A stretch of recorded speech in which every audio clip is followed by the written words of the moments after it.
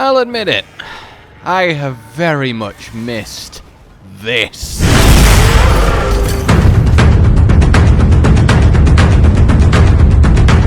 Oh, Arkveld is greatsword heaven.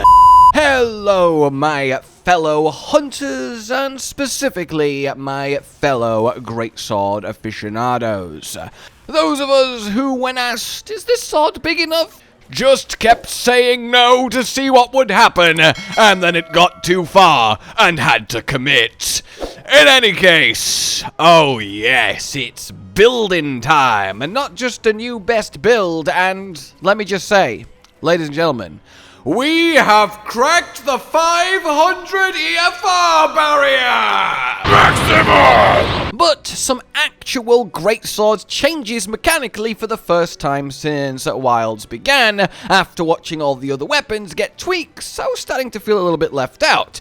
Though I do also think it made sense, because greatsword is just kind of good, right? It's always in the top half of the speedrun times. It mechanically just functions really well. It's satisfying. It does good damage. It flows. It's not really needed any tweaks. You can understand when they said that greatsword is the weapon that they designed the game around, and the other 13 come after. It really is the base barometer of monster stabby. That said, the stabby has now got better, and that make me the happy.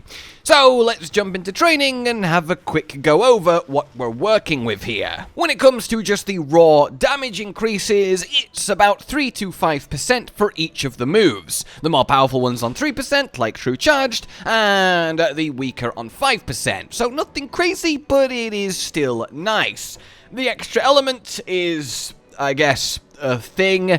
I mean, technically speaking, it always has been kind of arguably optimum DPS to use an Artian with an element, though greatsword, having the unique potential to take the most advantage of a sleeping monster, has got away with just having sleep status, and this change isn't really going to affect that.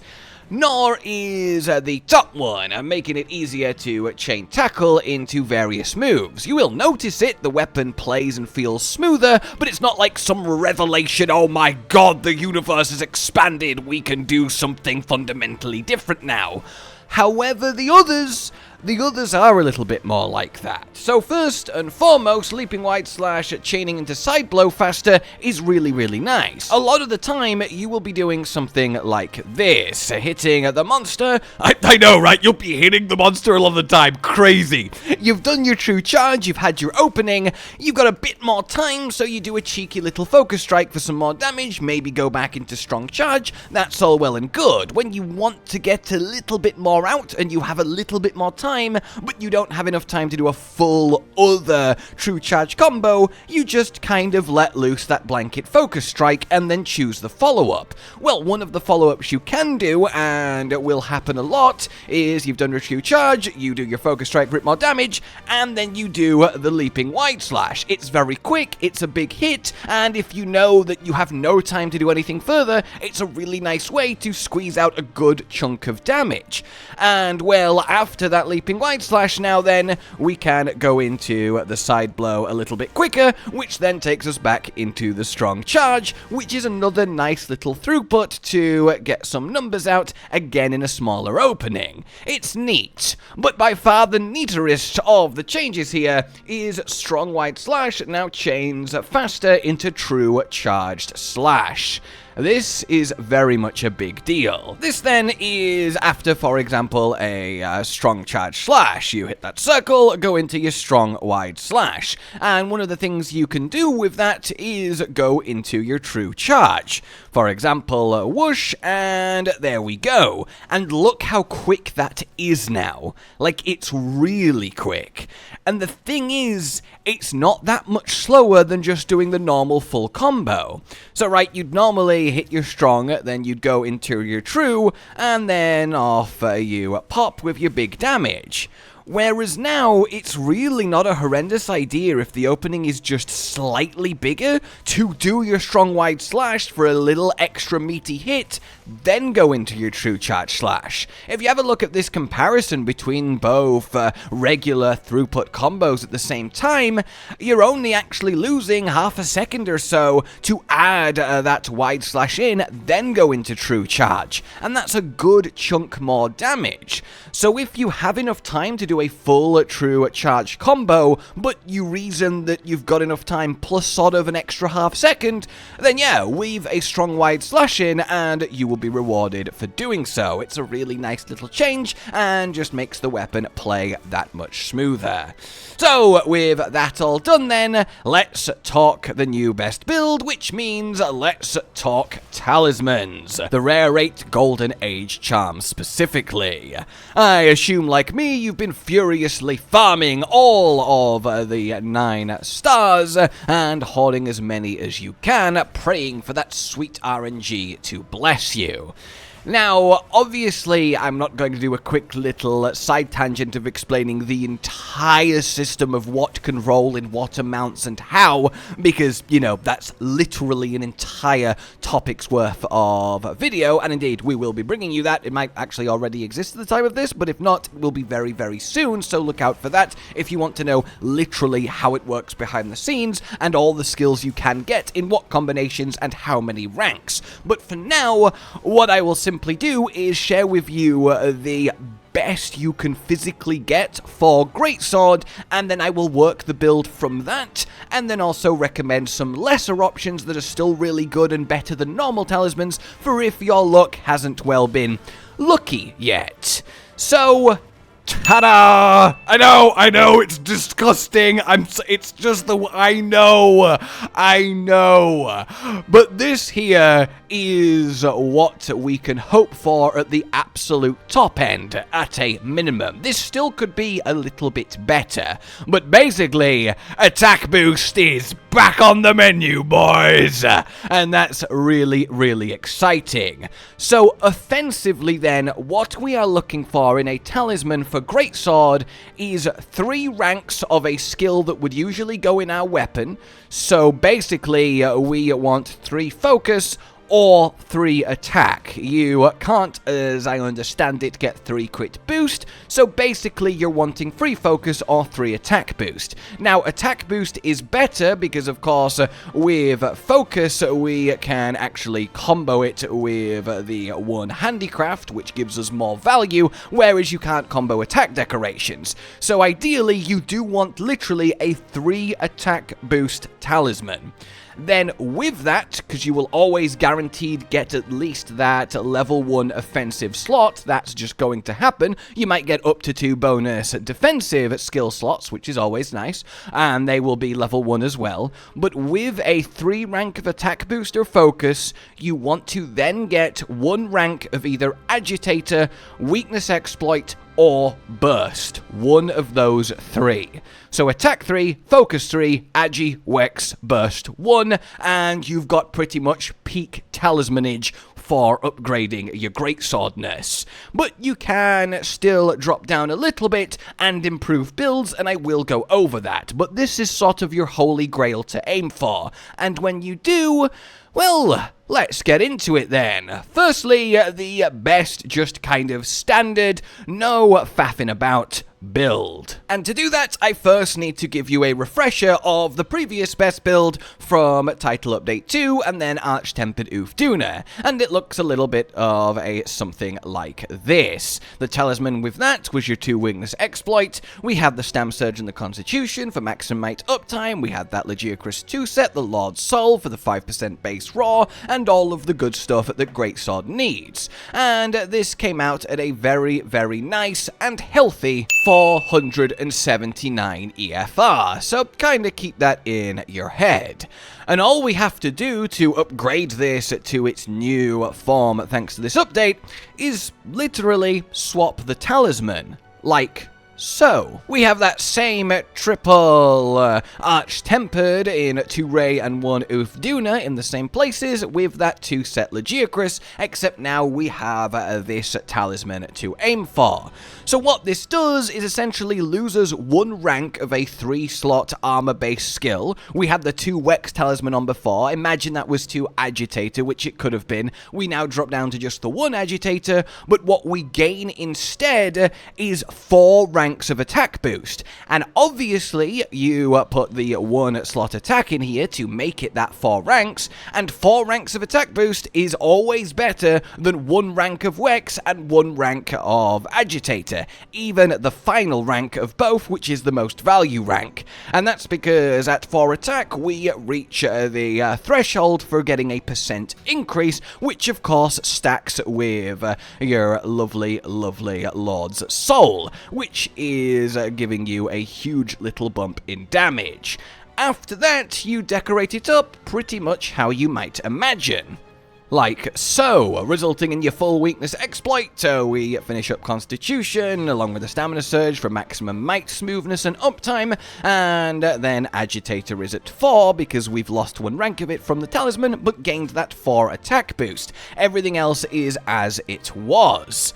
Now, as I say, it is technically possible for this Talisman to have 2 extra 1 slots for armor skills, so you can put in something like 2 Divine Blessing, or 2 Recovery up, if you're lucky enough to, and you could also get a rank of a random utility skill sandwiched in here as well if you're going to get a real god roll, at least as far as we currently understand it. I should say in a big asterisk for this, we're still really having to crunch down in what is literally possible talismans wise, but I do know that this is as good as it gets offensively speaking. In any case then, yeah, this is where we're at, and this is your best sort of standard set. It's comfy, it's got your guts to save you from a cat, and it hits really hard. How hard? Well, this hard. You end up with an incredibly juicy 492 EFR, beating the old even latent power set by a tiny little bit, like a literal tiny little bit, like 0.2, but it's not using latent power, which is obviously much smoother on your damage curve, and I really like it. So this is very much nice, and your new standard bit of greatswording. You can, of course, swap one of the remaining agitators for a burst, as depending on how you play and how much of your damage is what part of the greatsword moveset, this can result in more damage overall, but it's so neck and neck close that personally, I just don't like seeing burst as activated pop up constantly on the side of my screen, so I just leave the final rank of agitator in there. But it is something to consider if you do feel you are on team burst. Greatsword, of course, is the worst burst weapon in the game. In any case, then, we don't stop here, because if you recall, this was the true highest damage greatsword set of Title Update 2 / Arch-Tempered Duna. The same kind of base loadout, but instead of finishing Agitator to rank 5 with the Talisman, we popped on the Latent Power Charm for 3 ranks of Latent Power, which is 20% average affinity, which gives us a lot more damage than those final 2 ranks of Agitator on average. This, of course, means playing with Latent Power, which can be quite awkward. It's a very sort of stiff skill in how it applies to its sets with Feast and Famine, and I understand anyone that just doesn't like it, but the numbers, of course, don't lie, and this set came out at your lovely 491 EFR. Very, very impressive, to say the least. Now, of course, you may have noticed the problem here, which is we can't just slap the talisman that we've now got instead of this, because then it just turns it into the previous set we talked about. So we do have to actually rearrange the pieces just a little bit. Introducing, then, the new, true, mathematically dominant greatsword build in the current endgame update, with, you know, the current understanding of the talismans, which we are pretty damn sure on. I will put a pinned comment if the talisman situation changes, but I also wouldn't be making this if I wouldn't, you know, bet money on it being the way. In any case, this is where it ends up. We basically just swap the Radau chest and Lagiacrus helm. So we did have Lagiacrus chest and Radau helm, now the reverse. What this does for us then is get us back that 3 latent power without much cost, and lets us use our new very, very potent talisman. So when we finish decorating this all up, we end up here, and here is a very, very good place to be. Full constitution, which again is very, very nice and maximum might uptime, though no stamina surge, so it does have a less maximum might uptime than the previous set, but we retain full agitator, a couple ranks of weakness exploit, the usual counter-strike maximum might, and then a few smatterings of utility shenanigans. Once again, you can replace one of those weakness exploits with a burst, and given a weakness exploit is only 5% affinity, that becomes more attractive, but again, I just don't like the burst pop up on my screen, but I'm letting you know just in case. The rest of it is as you might imagine. Of course, we're essentially then giving up the final few ranks of weakness exploit for that constant average 20% affinity from latent power, which does work out to a higher EFR. That EFR being that mythical, magical, over 500 barrier at 501, which is just beautiful to see. Now, it is then 9 higher than the non-latent power version, so if you do prefer not using latent power, it is entirely viable and fair to use the previous one that I just talked about, and look, you're not going to be losing that much damage at all. We're talking literally 2% less to not play with latent power, so that is the choice for you to make. But yeah, that is very, very nice to see. It's a big upgrade over Title Update 2 with Arch-Tempered Duna, and it's nice to have this kind of talisman chase once again. And even though I have this, I'm still going to keep grinding because I would like the extra 1 slot, some more utility, and hell, maybe even an extra skill on there, just because I can. The treadmill never stops.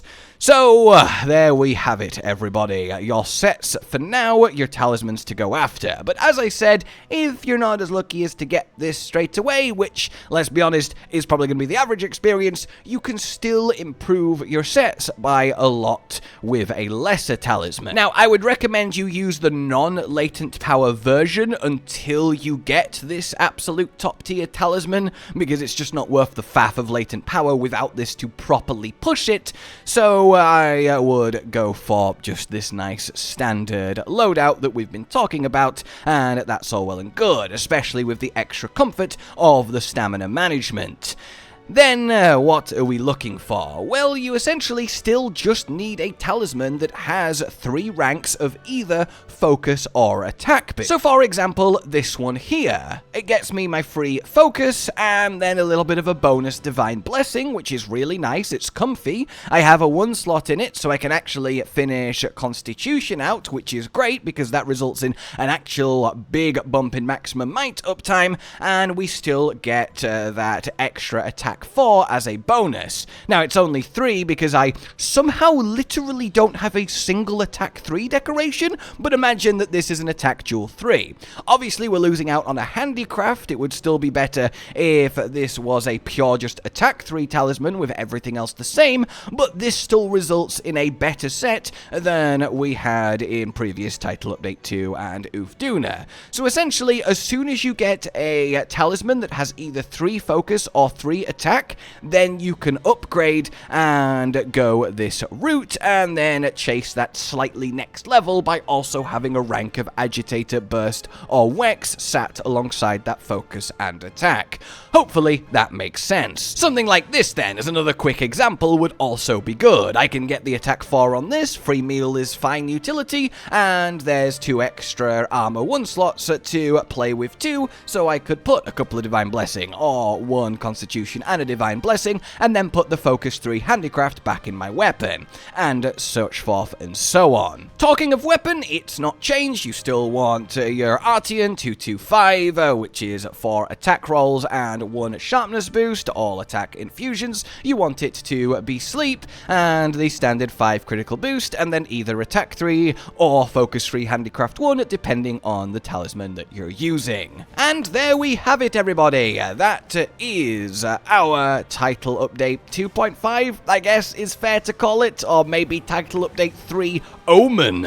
In any case, our new talisman endgame and what it does for us and our greatsword potential. I hope you have enjoyed this. I wish you great fortune and luck upon your quest to acquire your own god talismans, and until next time, like you've enjoyed this, happy hunting, subscribe and hit the bell for more, consider supporting the future of the channel on Patreon down below, and a good bye. Josh, Cotton, and Hollow with the videos, dropping the humor like a hammer on your tippy toes, bringing entertainment on a daily arrangement to take our insanity and turn it into entertainment. Yes, I said entertainment twice, to reiterate that it is nice to look into your faces on a mostly daily basis when you let us in your homes to make the whole world a stage. Goodbye.